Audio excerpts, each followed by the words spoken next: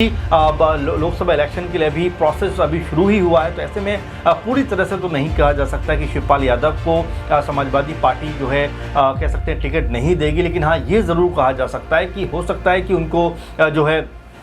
Azamgarh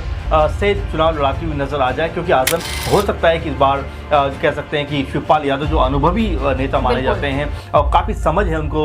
UP की राजनीति की, वो वहाँ पर चुनाव लड़ते हुए नजर आ जाएं। तो ये कई तरह के सवाल हैं, कई तरह की चीज़ें कि क्या आने वाले दिनों में शिवपाल यादव को अहम कह सकते हैं अस्त्र की तरह जो सपा यूज़ करती हुई नजर आएगी, क्योंकि न्याय लेकिन वही कमज़ोर कड़ी कहीं ना कहीं साबित हो रहा है, अलग पार्टी बनाते हुए नजर आ रहे हैं। तो अभी तयशुदा तौर पर कुछ भी नहीं कहा जा सकता प्रांशी, लेकिन हाँ, ये ज़रूर है कि जैसे जैसे राजनीतिक पारा कह सकते हैं हाई होगा, उसका जो कह सकते हैं कि राजनीतिक गलियारों में जो हलचल मचेगी, उसके बाद हो सकता है कि यहाँ पर सपा भी कुछ बड़े फैसले करती हुई नजर आ जाए। और साथ में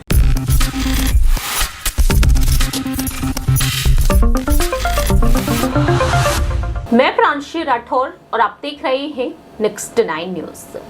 आगामी लोकसभा चुनाव को मद्देनजर रखते हुए सपा प्रमुख अखिलेश यादव भी बेहद बड़े बड़े दांव खेलते हुए नजर आ रहे हैं। न सिर्फ इंडिया ब्लॉक को ध्यान में रखते हुए वह सीट शेयरिंग को लेकर फैसले ले रहे हैं, कांग्रेस को लगातार वह प्रस्ताव दे रहे हैं, लेकिन कांग्रेस कहीं ना कहीं नामंजूरी जताती हुई नजर आ रही है सीट शेयरिंग पर। लेकिन दूसरी ही तरफ अपने ही यादव कुनबे के सदस्यों से कहीं ना कहीं दूर नजर आ रहे हैं अखिलेश यादव, क्योंकि अब यहाँ पर सपा की तरफ से दूसरी लिस्ट जारी की जा चुकी है प्रत्याशियों की, और ऐसे में यहाँ पर चर्चा का विषय फिर से बन चुके हैं उनके चाचा राष्ट्रीय महासचिव शिवपाल सिंह यादव। सवाल यहाँ पर रहेगा हमारे सहयोगी अमन जी से, उनसे हम जानना चाहेंगे कि आखिरकार शिवपाल सिंह यादव की भूमिका जो काफी ज्यादा मायने रखती है, नेताजी के लिए देखा गया था कि वह एक बाएं हाथ की तरह काम करते हुए नजर आए, दूसरी ही तरफ वरिष्ठ नेता आजम खान जो जेल में बंद हैं वो उनका दायां हाथ माने जाते थे, और ऐसे में देखा जाए तो आज नेताजी नहीं है, तो इस पार्टी को एक पिलर की तरह शिवपाल यादव संभाल रहे हैं। लेकिन उन्हीं शिवपाल यादव का लिस्ट में नाम ना है। पहली लिस्ट में हमने देखा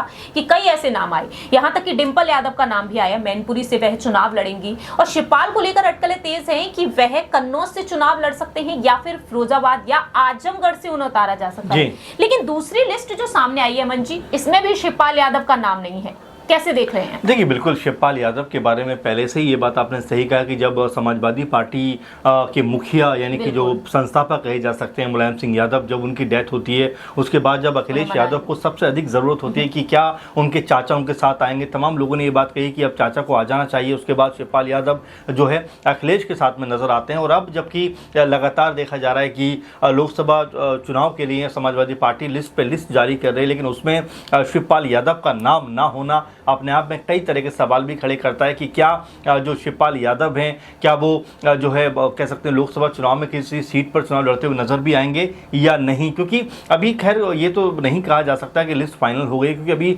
25-26 के आसपास का नाम के अनाउंसमेंट हुए हैं। उसमें अभी कई सारी ऐसी सीटें जहाँ पर जो अनाउंसमेंट होना बाकी है, कन्नौज की, उन्नाव की, इसके अलावा हम देख सकते हैं कि आजमगढ़ जो बहुत महत्वपूर्ण सीटों में से एक मानी जाती है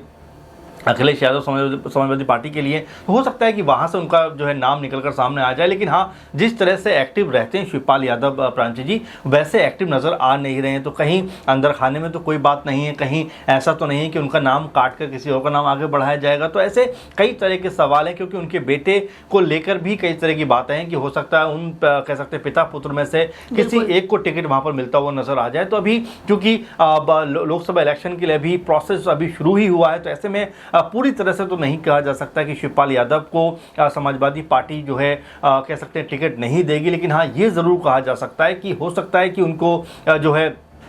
आजमगढ़ से चुनाव लड़ाती हुई नजर आ जाए, क्योंकि आजमगढ़ बहुत महत्वपूर्ण सीट है, क्योंकि यहाँ पर अखिलेश यादव ने पहले निरहुआ को हराया, लेकिन जब अखिलेश यादव सांसदी छोड़कर विधायक बनने के लिए आए, तो वहाँ पर जब उपचुनाव हुआ तो उसमें एक बार फिर कह सकते हैं कि निरहुआ ने अपनी ताकत का परिचय देते हुए जो धर्मेंद्र यादव उनके भाई हैं उनको वहाँ से चुनाव में हरा दिया। तो ऐसे में महत्वपूर्ण सीट है आजमगढ़, जो हो सकता है कि इस बार कह सकते हैं कि शिवपाल यादव जो अनुभवी नेता माने जाते हैं और काफ़ी समझ है उनको यूपी की राजनीति की, वो वहाँ पर चुनाव लड़ते हुए नजर आ जाएं। तो ये कई तरह के सवाल हैं, कई तरह की चीज़ें कि क्या आने वाले दिनों में शिवपाल यादव को अहम कह सकते हैं अस्त्र की तरह जो सपा यूज़ करती हुई नजर आएगी, क्योंकि जो पॉलिटिकल अनुभव और ज्ञान उनके पास है, मेरे ख्याल में इस समय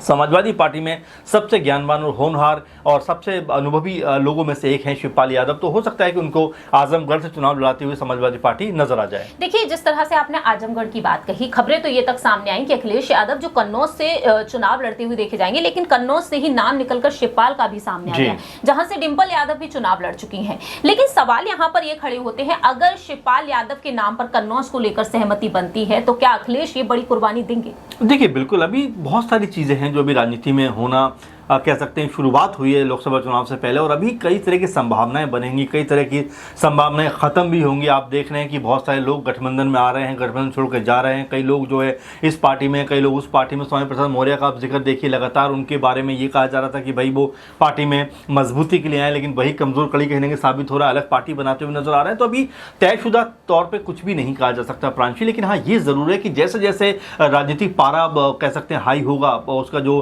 कह सकते हैं कि राजनीतिक गलियारों में जो हलचल मचेगी, उसके बाद हो सकता है कि यहां पर सपा भी कुछ बड़े फैसले करती हुई नजर आ जाए और साथ में जो राजनीतिक माहौल है वो भी यहां पर बदलता हुआ दिखाई पड़े। वाकई में अब आने वाले समय में यही देखना होगा कि चाचा शिवपाल सिंह यादव को वाकई में जिम्मेदारी मिलेगी या फिर नहीं। जैसा कि अमन जी ने यहाँ पर एक और बात कही कि उनके बेटे को भी कहीं ना कहीं आगे किया जा सकता है, लेकिन देखना होगा कि शिवपाल यादव जो अपने बेटे का भविष्य बनाना चाहते थे, उनका बेटे का भविष्य क्या लोकसभा चुनाव में बनता हुआ नजर आएगा अगर वह चुनाव लड़ते हैं, अगर अखिलेश यादव, डिंपल यादव वाकई में आदित्य यादव को आगे करने का फैसला लेते हैं, लेकिन या फिर यहाँ पर शिवपाल यादव को भी कुछ नहीं मिलेगा। देखना यहाँ पर काफी ज्यादा अहम होगा। फिलहाल इस खास रिपोर्ट में इतना ही। बाकी की तमाम अपडेट्स के लिए देखते रहिए Next 9 न्यूज।